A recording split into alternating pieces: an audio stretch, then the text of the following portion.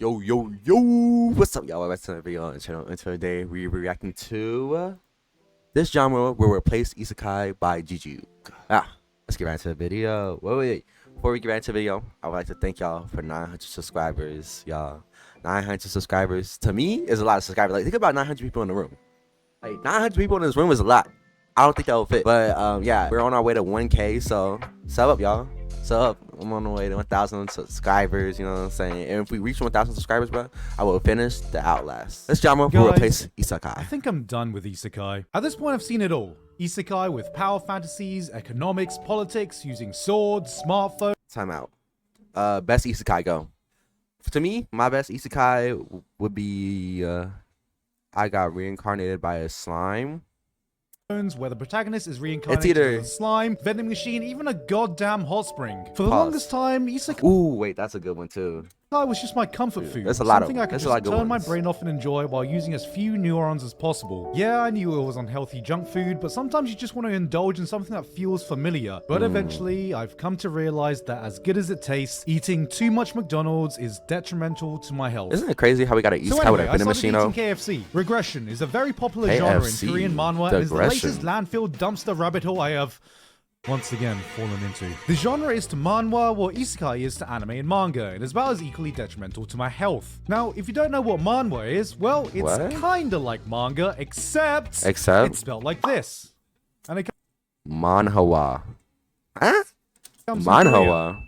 And a lot of it is way worse than what you can find in manga. Look at this dude. But you know where that last point doesn't matter as much? Trashy power fantasy stories where the main character becomes OP for some contrived reason that I just can't help solo myself leveling a manhwa? Hi, my name's Gigguk, and I have an addiction. This is a genre that hits all the same notes that got me addicted to Isekai in the first place while feeling just different enough that it still feels fresh. Or, in other words, it might not be your OP protagonist in a Wait, so is solo leveling like a manhwa, whatever it's called? Is that solo leveling? Fantasy world Isekai story, but you know what? It sure does smell awfully familiar. So if you continually question your life choices like I do, but want something a little different to dive into other than the same Isekai-filled dumpster truck, allow me to introduce you to Regression. Because if you think your Isekai brain rot was as bad as it could get, allow me to show you that your dedication to trashy stories can go beyond a single genre, a single medium, and now beyond a single nation. But first, ad time. Before we continue, today's sponsor. Think video practically. Listen, good video. But is the one transplant. What the hell is regression? Imagine a trope that feels awfully similar to what you get to see in Isekai, but instead of seeing someone getting transported to another world and living their fantasy there, the protagonist gets transported back in time to an earlier point in their lives with all the knowledge of future events intact. So it's like if I died now, like I would get born way in the past, but still have my thoughts and memories. So like back in the 1876, you know what I'm saying? If I was a slave, I'd be like, I'd be a smart slave. Sometimes it's a one-off leap, and sometimes they can regress back as many times as they want with certain conditions. If that sounds familiar to you, it's because, well, it's not exactly a concept we haven't seen before. Tokyo Revengers and Erased are basically a story about two different regressors, and hell, ReZero and Summertime Render's Time Loop is essentially just a regression reincarnation. But now, we're just setting the bar too high. The big difference is a lot of regression manhwa tend to focus on the protagonist using their knowledge of the future as a sort of new game plus approach to their lives. Some use their knowledge to correct past mistakes in their lives or get a revenge of some sort. Most others use it to become really OP in whatever world they're in. I see. So they go back in time as their future self that died, but still have the same memories, but they get stronger. Type. I'm cooking, right? No? Alright. World with video game elements. Like I said, SOA thing. Sorry. Same smell. So in that case, the first anime title that comes to mind is No. No. This doesn't look good for me at all. But, absolutely not. But, like Isekai, there are a lot of regression titles out there. Some are the same copy-paste titles I'm not even gonna explain that. Before. Some actually use the core concept in different ways. So, with more manhwa not only getting adaptations, but becoming some of the most popular anime of the season, and some... So solo leveling is one? Oh, let's go. I was right.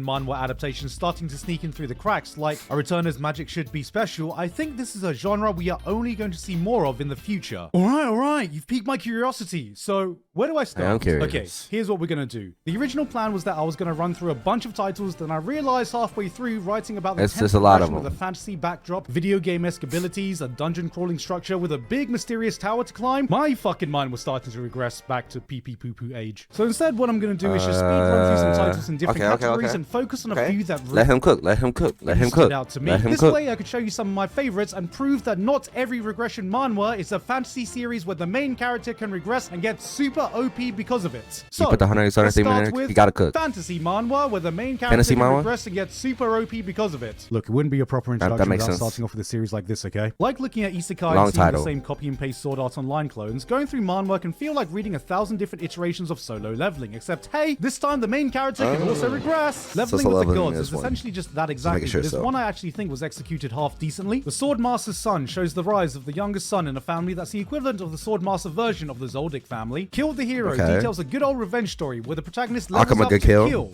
the hero that originally killed him. Doombreaker, Volcanic Age, Infinite Level Up in Murim. If I were to continue, we'd be sitting here to the end of One Piece. So the series I actually that's too long. Want to talk about is SSS Class Revival Hunter. Not to be confused with my S-Class Hunters, the SSS Rank Hunters Lucky Draw, Civil Servant Hunters S-Class Resignation Log, but is to be confused with SSS Class Suicide Hunter, which is the other name for the series. We're off to a fucking great start. Honestly, after seeing this title, I went into the series with half my brain turned off in fear that using over... Why did we stop on this? Manhwa for dummies. And why did they got a enjoyment of it. But lo and behold, this had some of the most fantastic storytelling I could find in the genre, which is a fucking shocker, because this is like having a light novel titled Reborn as the Weakest Mage that became the strongest dickhead thanks to his cheat skill in another world, and it turning out... Are we gonna stop with these long titles, bro? Animes been getting ridiculous with these titles. The anime and manga, bro. They just the title is just so long. To be the Citizen Kane of Isekai. After a mysterious tower appears and people from all over the world gather to enter it and yada yada yada, you know how it goes. There are monsters on every floor, people get special skills when they enter, and anyone who tries to climb the floors and hunt the monsters are called hunters. Sword Art Online plus Hunter x Hunter. Like the Flame Emperor, the top ranked hunter. He has wealth, fame, power, and all that shit they say in the opening. Women want to be with him. Guys want to be him, which is exactly how our protagonist, Gongja, feels. A lowly F-ranked hunter whose only SSS class ability seems to be shitposting. So lovely. Like me, for real. Out of nowhere, though, the power grants him his first S-ranked ability, a power that allows him to copy any skill other people have. Hold on a minute. So, he's... The catch? Who copies skills? He can only copy the skills of anyone who kills him. And, it only activates after he's already dead. Dejected at gaining a skill he'll never be able to use. It only activates after he's dead. He accidentally runs into the Flame Emperor and finds out that in person he is, how do I say this? A bit of a shit cunt. Gongja gets senselessly murdered by the dude, but as it turns out, the Flame Emperor has a skill that allows him to travel back in time exactly 24 hours every time he dies, which is the exact skill he needs not only to prevent his own death, but also make use of the one skill he has. Hold on a minute, bro. Nah. This is luck, bro. Of course, that dude has the only skill that he needs to survive. So if he died before that, then he would have just died.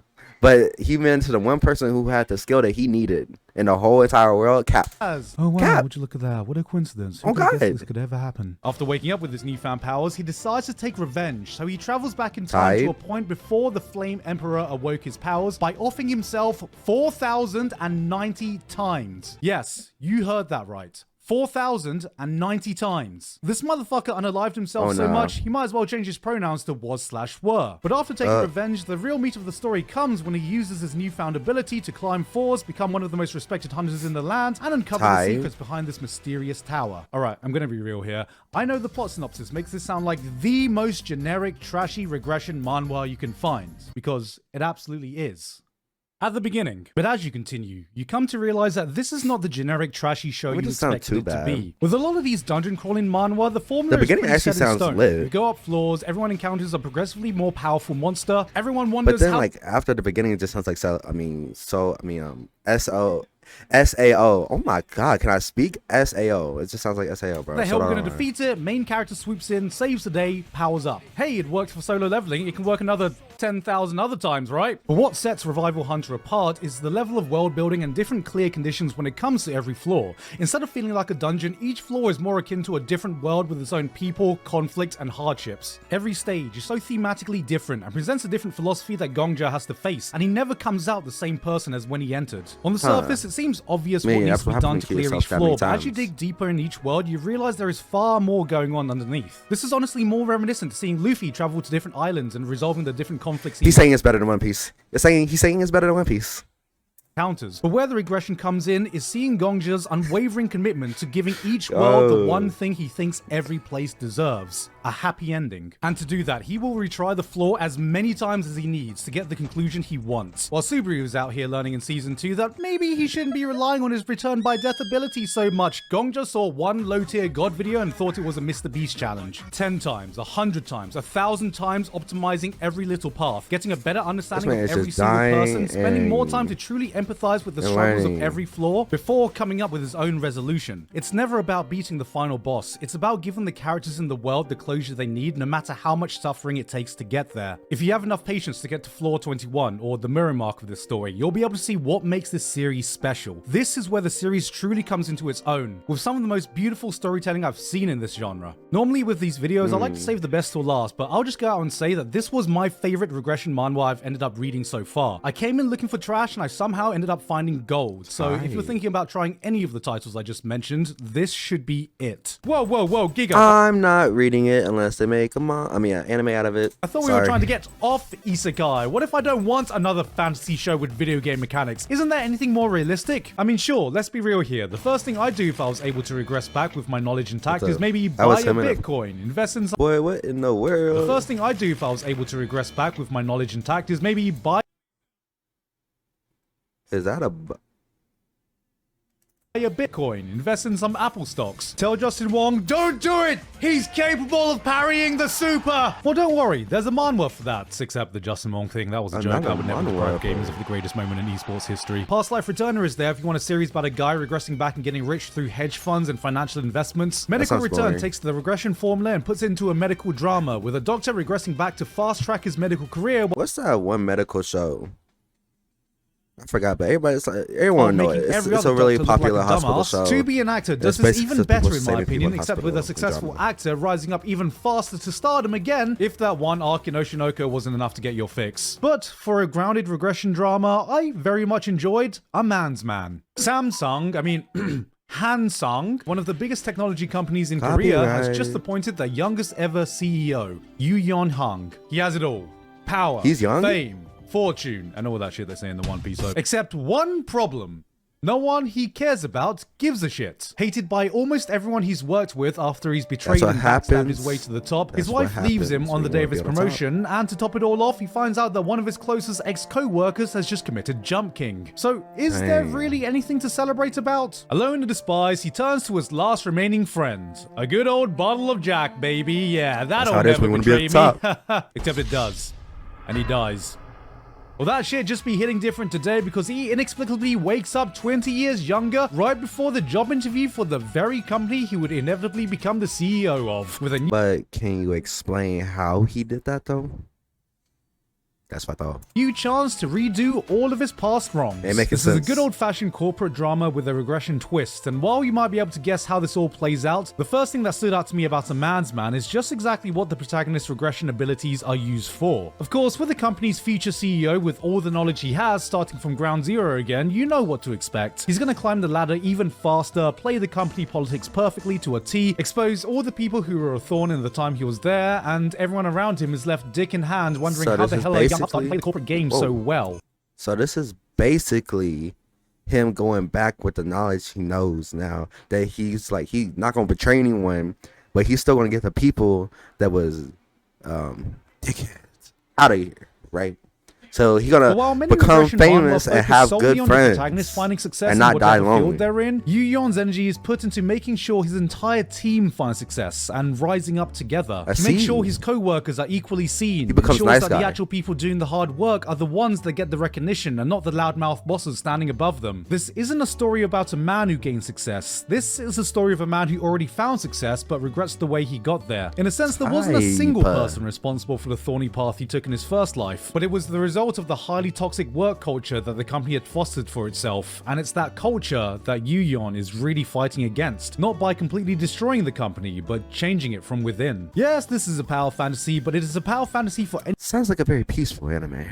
anyone who's ever worked in a big corporation where you feel absolutely insignificant and sometimes daydream to yourself, fuck me, if I was in charge, I'd be able to get rid of all these rotten parts I have to deal with on a daily basis, humble some of these overconfident, useless managers who don't seem to do anything, and actually run a tight ship. I'm so scared of working in a business where I have to like sit in a desk all day and like, I don't know, work. Just like sit on a desk and like, that's pretty much death to me, bro. Nah, I want to do something fun, bro. Like this, bro. This is fun. Electronics company with their team specializing in working for developing screens for electronic devices. Right before the era where some fruit company announces this phone that you can control purely through touch, and that probably won't be relevant or anything, and you got yourself a pretty fun read. But sometimes, after reading a bunch of manhwa, you encounter a title that doesn't really belong in any category you usually see, but still goes bloody hard, like the next series, Chosu Saves the World. What would you do if you knew the end of the world was coming? Would you let it happen? Make the most of the time? I would hide. No hiding. You have left and live your best life, or would you do everything? I will round up the best fighters and join together to make like a crew, like, and then I could just destroy all the zombies, right? And we just kill them, and then boom. Your power to prevent That's not gonna work. On That's not gonna work. Earth's final day, Chosu bears witness to a giant asteroid plummeting towards our planet. Scientific organizations detected the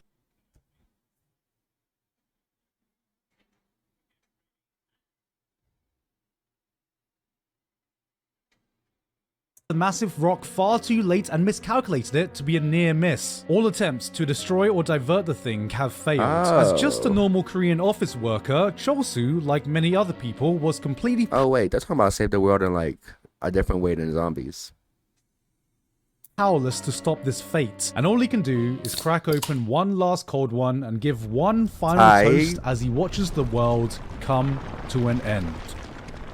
Sound like a plan.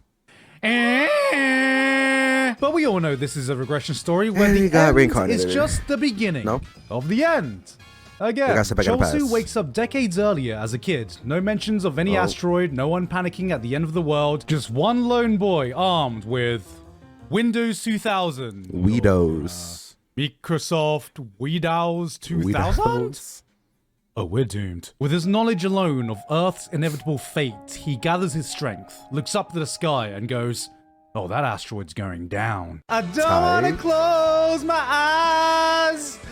I don't want... Shut it off, shut it off. Chosu saves the world, takes the sometime render approach. He tries to save the world, fails, and every time he does, he wakes up 3 months past where he woke up on his previous attempt. But unlike summertime render, each loop is not days or weeks, but are decade-long attempts to explore the question of, is it realistically possible for a single person to save the world? Which, if you think about it, is pretty damn difficult. You might know an asteroid is coming to hit Earth, but what the fuck can you do? You're the only one who does, and you're just a bloody kid. The rest of the kids ain't around nobody listening to you, bro. You a little kid, bro. You have just graduated like me from spouting shitting nonsense their pants downstairs. phase Ain't to no one eating listening. boogers phase. Even if you have decades, what is the right approach to take to correct the course of history? Let's say you want to warn NASA super early that there's an asteroid coming. Well, you're just a fucking nobody who sounds like your run-of-the-mill crazy person who watched 2012 once and thought it was a documentary. Plus, they've already detected it before and thought it was going to be a near miss, remember? Do you really think they're going to take your word over their own scientific minds? Tough luck, kid. Go back to shitting your pants. Alright, well, I have decades, so how about I study astronomy and get myself into a position where I can develop anti-asteroid technology as early as possible so we'll be ready when that asteroid gets detected. That's smart plan, okay, now we're getting somewhere. But this raises a different issue. How do you get into a position influential enough where you can do such a thing? Where the hell are you going to get funding to pursue a project that will seem seem totally irrelevant until it's too late. Shall I hit up Daddy Elon to pump all his money into this instead of buying some bird website? Maybe I can convince coffee enthusiasts to use a percentage of their enthusiasm for developing a better cup of coffee into developing tech that could save humanity.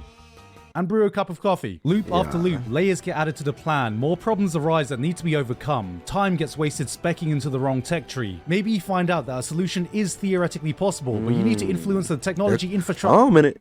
They're cooking. They're cooking. First to make it viable. This hits a grounded sci-fi drama itch I haven't felt since watching The Martian. Add in Armageddon with a little sprinkle of Steins Gate, and you have a title I finished in a single night. If you can keep your suspension of disbelief in check, especially in season 2, and buy into this fact that every single influential person humanity ever needed is conveniently placed in this one school, then for the most part, this was an absolutely gripping and grounded exploration of what could happen if we needed to advance our space exploration infrastructure, especially when real-life proposed solutions I could find for stopping an asteroid goes something like, how about this? Bill! The laser bees. Oh, what's this? An asteroid is on its way to destroy all life on Earth.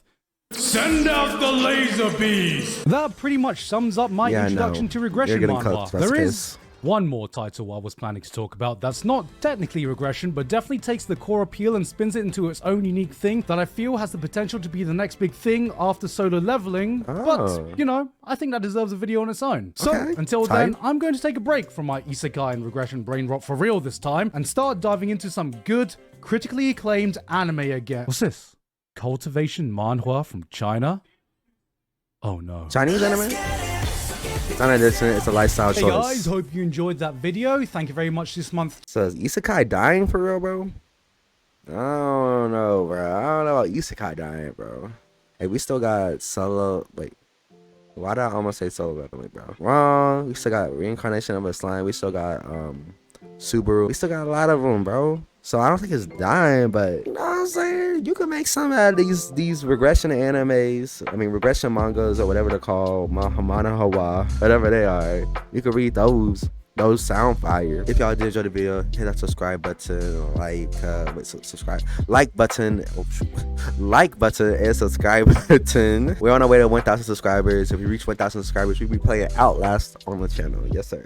Outlast, the horror movie, horror game. What the heck? But yeah, see y'all in the next video, y'all. Peace, y'all.